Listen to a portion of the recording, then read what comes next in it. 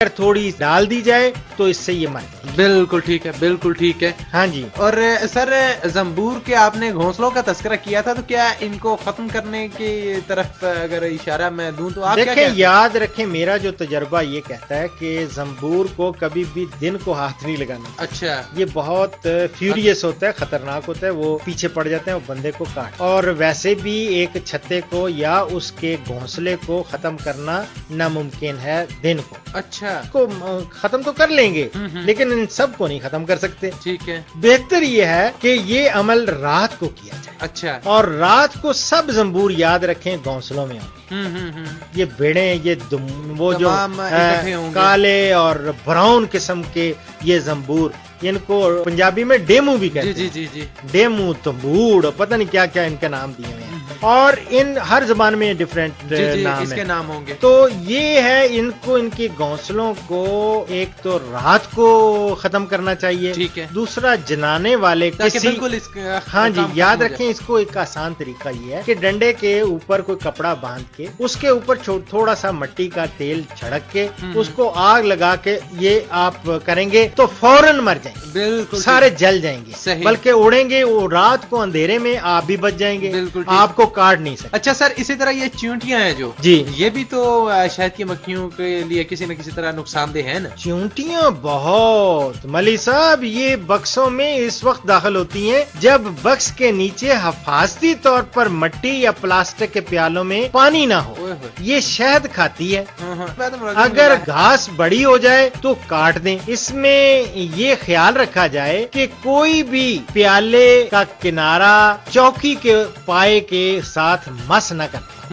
اس سے بھی نقصان ہو سکتا ہے. ٹھیک ہے. اور چیونٹیاں پھر بھی چوکی کے پائے کے ذریعے بکس تک پہنچ سکتی ہیں.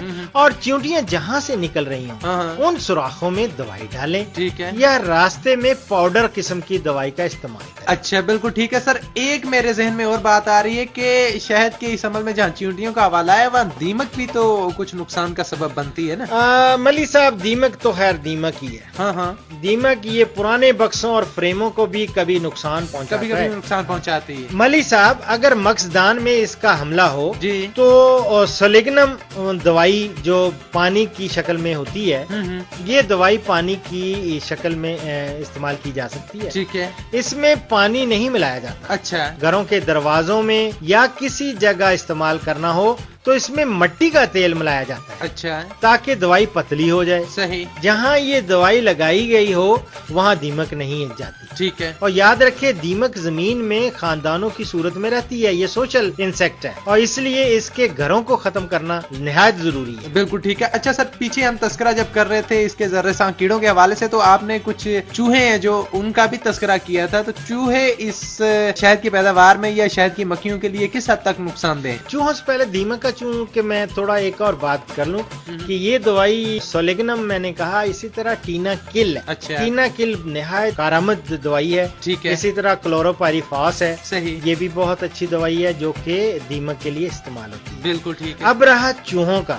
جی. تو یہ ہوتا ہے کہ حفاظتی طور پر جالی لگائی جاتی ہے. ٹھیک ہے. جس میں سے کارکن مکھیاں اندر باہر آ جا سکتی ہیں. ٹھیک ہے. لیکن چوہے اندر داخل ہو کر شہد منہ والا شہد نہیں کھا سکتے چوہے. یہ یاد رکھیں. صحیح. یہ چوہوں کا اتنا نقصان نہیں کا. اچھا سر، پرندے کس حد تک اس میں اپنا کردار ادا کرتے ہیں نقصان میں؟ ظاہر بات ہے ہر چیز جب اس میں آتی ہے تو پرندے کچھ نہ کچھ تو ہوگا ہی نا. ہاں جی، اس میں ایک کال چیٹ ہے، ہرپل ہے اور طاہر نحل. یہ تو ہے ہی شہد کی مکھی کا پرندہ، اس کو کھاتا ہے. صحیح. اور لال کبوتر. ٹھیک ہے. یہ زیادہ دشمن پرندے ہیں.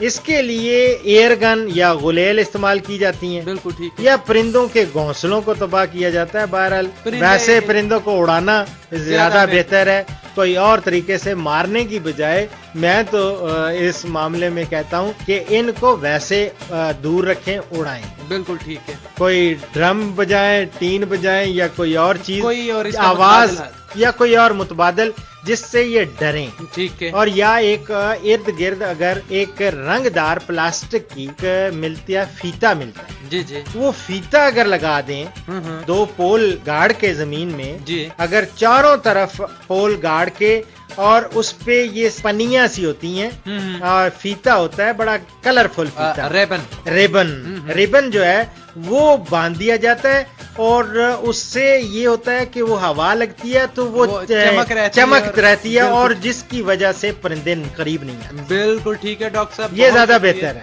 بڑی نوازش ہے آپ کی، بڑی محبت کہ آپ نے مکسبان حضرات ہیں جو مکسبانی کے حوالے سے آج انہیں بڑے مفید مشورے دیے، شہد کی مکھیوں کی بیماریاں، ان کے ذر رساں کیڑوں کے حوالے سے۔ بڑی نوازش ہے آپ کی، مزید آپ کو تکلیف دیتے رہیں گے اور امید کرتے ہیں کہ آپ اسی طرح اپنی محبت سے ہمیں نوازتے رہیں گے۔ شکریہ ملی صاحب آپ کا۔ جاتے جاتے اپنے سننے والوں کو اپنا ہیلپ لائن پرومو سنواتے ہیں اور پھر آپ سے اجازت چاہیں گے۔ تایا جی آج شمس آ رہے ہیں اور آپ اتنے اداس۔ بیٹا اداس کیوں نہ ہوں، فصل بھی کچھ اچھی نہیں ہوئی، مویشی بیمار رہنے لگے ہیں، سبزیاں لگانے کا سوچ رہا ہوں مگر پچھلے سال کی طرح سارے کا خوف ہے۔ ارے کون ہے؟ ارے میں ہوں شمس۔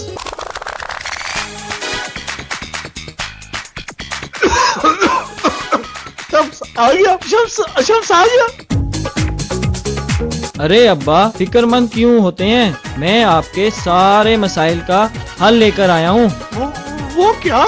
اب آپ اپنے زرعی مسائل کا حل 0800555056 پر کال کر کے معلوم کر سکتے ہیں۔ یہاں زراعت کے ہر شعبے سے سائنسدان آپ کی رہنمائی کے لیے موجود ہیں اور یہ کال بالکل فری ہے۔ اچھا مگر کس وقت فون کریں؟ ہر پیر سے جمعے تک صبح 9 بجے سے دوپہر 3 بجے تک۔ پاکستان زرعی تحقیقاتی کونسل اسلام آباد کسان کی خدمت میں پیش۔